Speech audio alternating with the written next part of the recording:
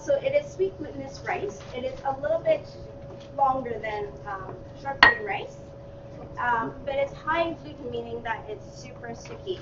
When you guys are fluffing it, you must use a fork to do that. I'm going to go and do it, usually sweet glutinous rice, it's like a comfort food for me, meaning when it's in the winter, my family actually makes it and they combine lots of goods in there and it warms up the stomach. So when I mean by goods, it's just meats and mushrooms and all these, I guess, sausages and everything else that's Asian.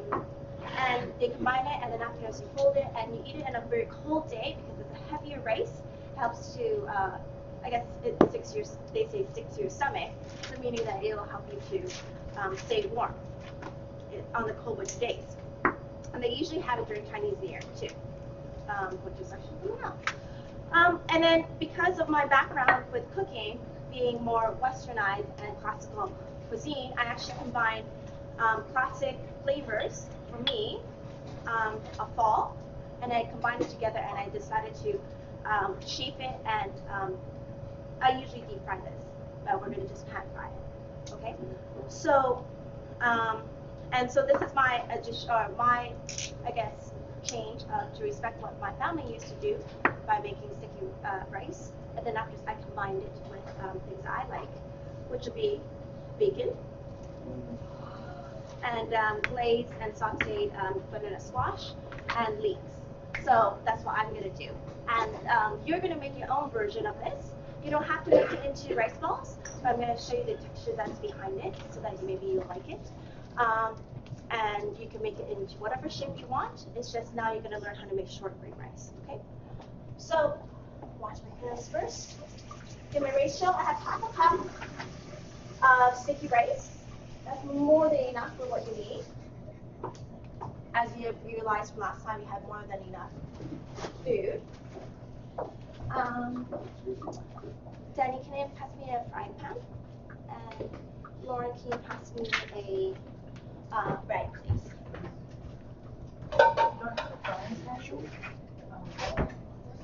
Just check. Hi.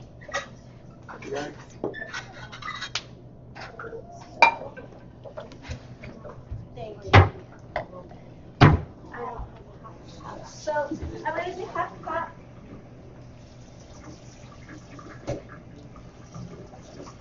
And because it's not washed, I'm going to do almost 1 cup of water. Okay. Same idea.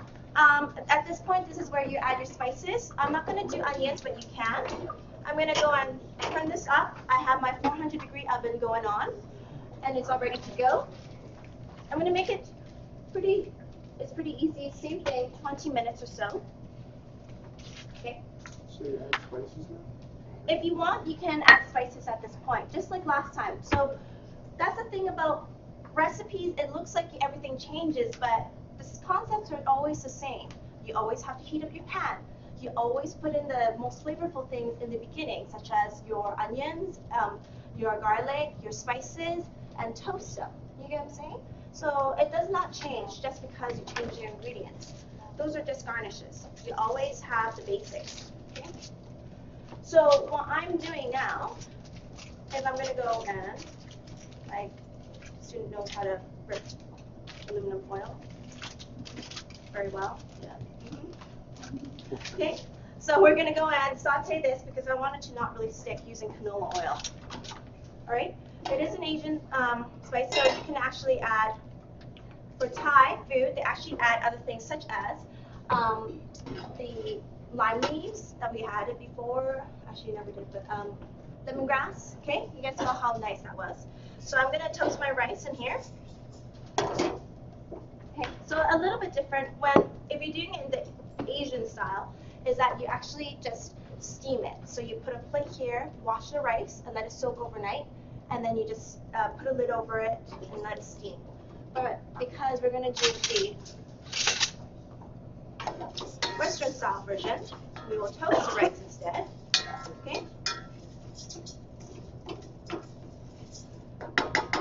And once again, like I said, I'm going to make my version of it, and you're going to make yours.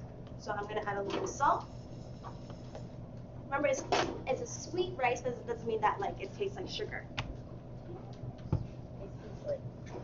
I'm gonna heat it up, and I'm gonna take it off the heat. It's smoking, meaning that if I'm gonna add my water at this point in time, it's gonna be too hot. All the water will evaporate. I don't have enough for it to go and cook properly. Okay? I have my aluminum foil right next to it, and I'm gonna be having ready to go and cover. I'm a little cheap, so I'm gonna use like reused ones. By the way, good job from not hurting yourself last time. Majority, I think. Do we have all of you guys? Okay, most of you. Okay, did not hurt yourself. Safety is first, okay? I also had another one who, because they were so focused on what they were doing, they accidentally touched their handle again and they got a second-degree burn. That was just yesterday, so please be careful. When you take things out, what are the precautions that you need to do? Tell me one of them. Yes. Cooling rack, what else? Wet cloth. Wet cloth. For actually Yes, a white cloth, yes. Yeah. Just put a white cloth over it so that it's a signal that it's hot. Anything else? That's one more thing. Tell everybody in your station that it's hot. Yeah, tell everybody on your station, right? I know that sounds kind of, sometimes stupid, but it actually is key because your partner may not even know that it's out, and then they might just turn around just when you're grabbing a towel. You get what I'm saying? So that's key. So I'm going to add this in. Okay, turn it back on. So I'm having like a 2-to-1 ratio for this one. Oh, sorry, because I didn't wash it. So that'll be a 2-to-1 ratio.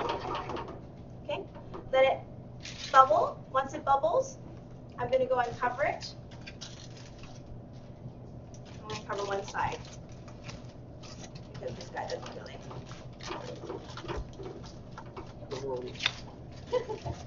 I'm cheap.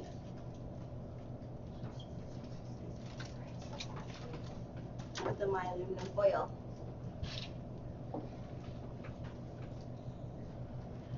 Now you can make stuffed rice, meaning you can actually open the rice balls and then after stuff something right in the middle, close it up, and then it looks like a surprise in there. I had some people who did this into a dessert rice, and they actually added coconut in there. They added red bean in there. They added like even brown sugar inside, just so that it just melts in there. They added cinnamon, like they added bananas before. I know this sounds funny, but you guys had rice pudding before, right? Yes. Okay, Ali really likes it. So, because of that reason, you can definitely. Like rice pudding, Alan? I'm assuming you like rice pudding, Alan? I know. I guess she really likes rice pudding, which is, I like rice pudding too. So.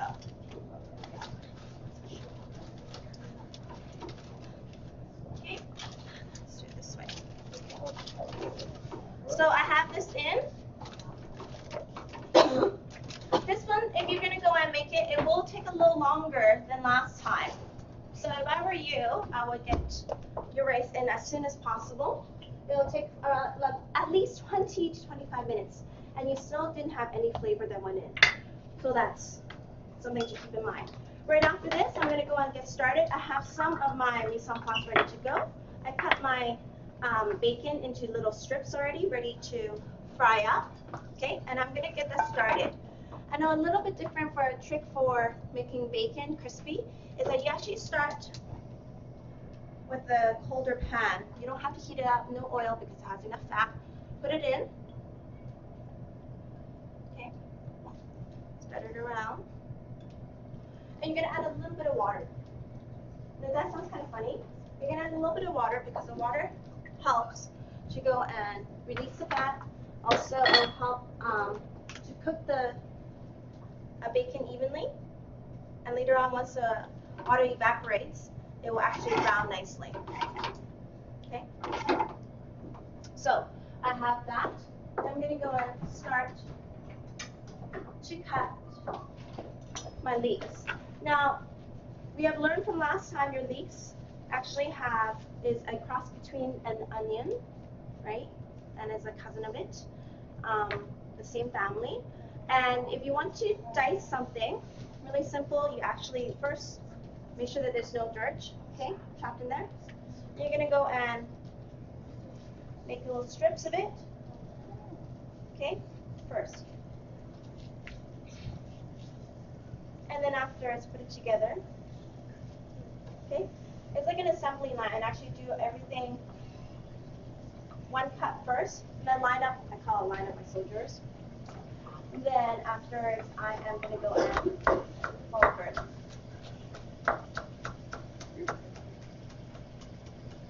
Okay, finishing my knife back at the same time. I'm gonna go and now, I actually do this one with roasting my banana squash. I can roast it, or else I sometimes do this with maple syrup. Okay, so I just like the bacon and maple together.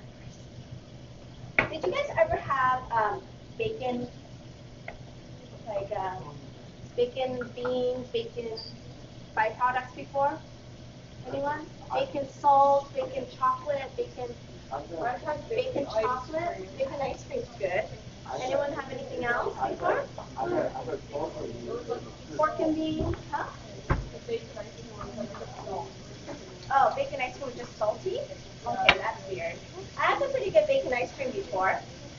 I don't know, I think it's everyone's trend these days. My husband loves bacon and he advertises it. He actually has he has something called, he has a shirt that actually says bacon is a vegetable.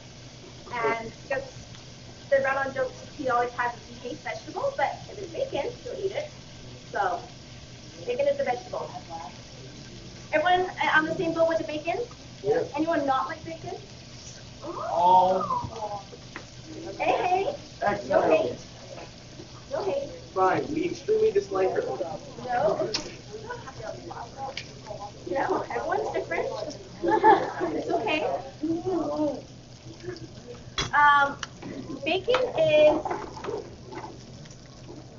Bacon is actually, yeah.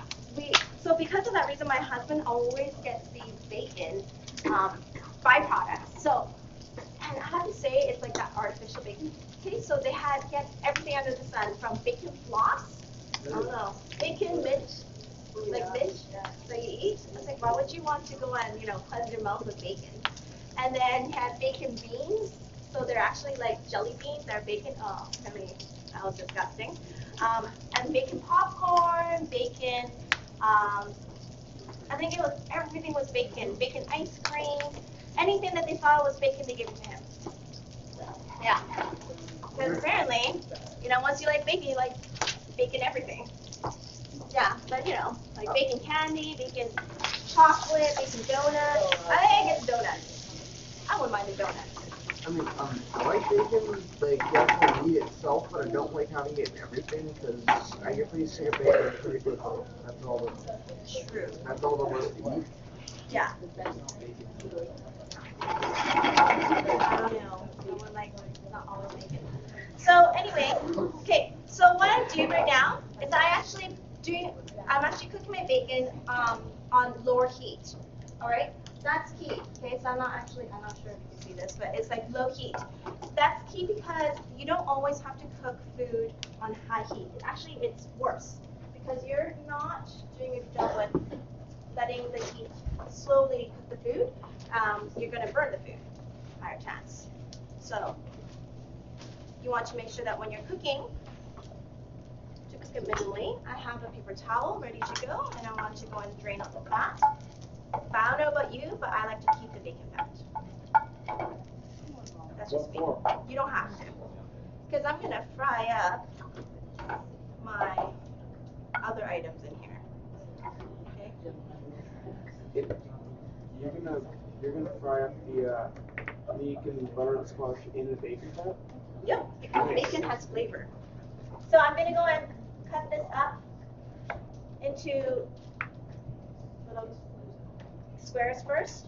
Okay, this is my butternut squash. Remember, you are doing some things slightly different from what I'm doing, because you're gonna do competition number 2. So you're gonna kind of figure out what you want to make. Okay, so Then I cut it into strips and then strips. Okay? Cut them always into strips. Put together, then squares. Kind of.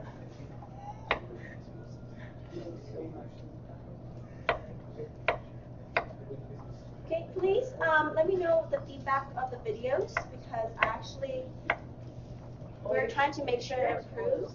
Huh? Shirt's blue. My shirt is blue. That's the only thing you notice while we're doing a cooking demo. Oh, no, the tray, the one, not with the ingredients, but the one with the vinegar on. That's pretty good too. Okay. I mean, not the color, but can you see my cuts? Oh yeah. Can you see how I cut? Do you see how it looks in the pan? Oh yeah. Not really. Oh, okay. My shirt is blue.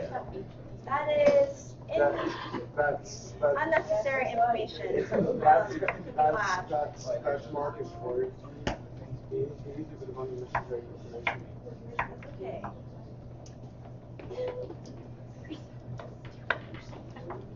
Alright. Girls, you know that I'm recording you, right? Okay. So in here, I'm gonna go and start roasting my saffron, lightly sizzle, my butternut squash. Okay. And it's up to me if I'm going to add this with some maple syrup this time. I'm going to go and add maple with bacon. Okay, I'm going to add a little bit of water just so that it actually helps to sweeten it up. I'm going to add a little bit of salt.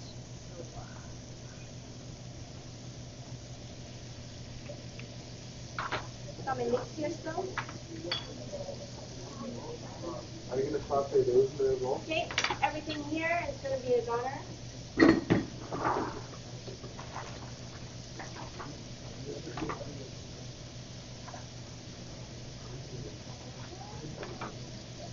Alright, so as you can see, cleaning as you go.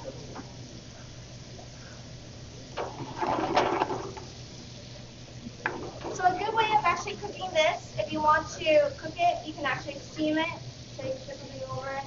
Alright, it could be like this. There's some steam coming out, but just steam it up. Alright? So as I'm doing this, I'm going to be then afterwards, once my rice is done, I'm going to fold in all my goods in there, meaning all my garnishes. And then afterwards, the flavor will go inside the rice because the rice will soak up anything. All right. So if I have a sauce, it will soak up the sauce. The only thing is, if I want to make sure it holds together, I need to make sure that there's enough rice to make it so that it sticks together. Okay, this is a sticky rice, so it will stick together. And when you're pan frying it, it stays as one patty. All right. So I have around 10 minutes or so. I'm gonna go and I'll finish this up. Okay. I'll start the video again, and then after this, you'll see the end result of this. Sounds good? Any questions? No? No? Okay. Your name is permanently on my video. Yo. And the video is now public. Joel. Marcus. Oh, she got me. Alright, so you're going to go into your partners and you're going to create another dish because there will be a competition again. 8:50 is the time, no later this time. If you're done, it's like chop. You have to freeze and just let it go and just give it to me. Okay, at that point. So work on your timing this time. Alright, we barely had enough time to finish everything up last time. This one, it will be the same thing. So keep that in mind, okay? So do something creative, do something different. Are we doing this class or next one? It'll be this coming class. So you're planning it right now. So I have, before you go, I want you guys to come back here at 9 9:15. 9:15, I'll show you the end and how to pan fry and everything else. Okay, 9:15, so 10 minutes. Leave your chairs for now, you're gonna put it away later. Okay?